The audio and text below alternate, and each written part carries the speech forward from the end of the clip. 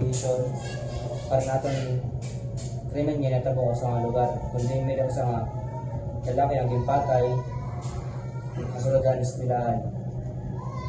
So, natin niya na suspect ali na natin natubang yan na maging mekanismo interrogation ali pakayana ito yung mga verbal na pakayana.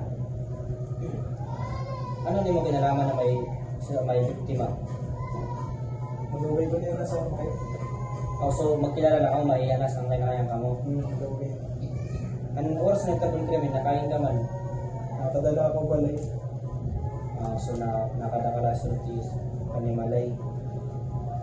Awin naman yung mga pundi mo sa mga balay. Pagkulan ako ng buwan pag ano. So, ka mo nagawar na iba. Marina. Iyo ba, pag pagkakot pundi mo saan kayo, may nagamay ka mo sa alitan o puti nga aragway man lang. Mag-uwi naman ito na ginawa yan. So, may dapat na may anak.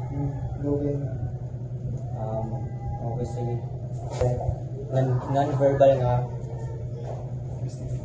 Non-verbal nga questioning natin pag-interrogate sa mga suspect. So, ano oras ang kriminal nakain kini nga kuwan? Nakadala po ako balay. Nakadakalayo balay. Ano di mo kaunayan na may suspect natin?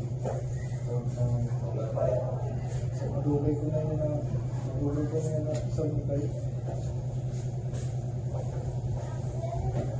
Tingnan mo po doon sa mga balay na ano na itabay niya ang krimen, nakakatuwa ka man na iyo. Sarap po ako balay. Maharap ka ba ang damot mo pwede kasuhin eh? Damot pinagbabawal nga ay magini mo. Pwede ka kasuhan sa mga buhay nga pagkakapreso. Sir, muray ako sa muray ako kinalaman ng pinakuhan. Naglalin sir, wala kinalaman na. Ano yung iba yun? Bagat naman ako sa mga kuhan. Nagamay na pa ka makalitan yung mga iningay mo sangkay o maiyanak. Sir, nag-uwi na po sir. Ako nalipan.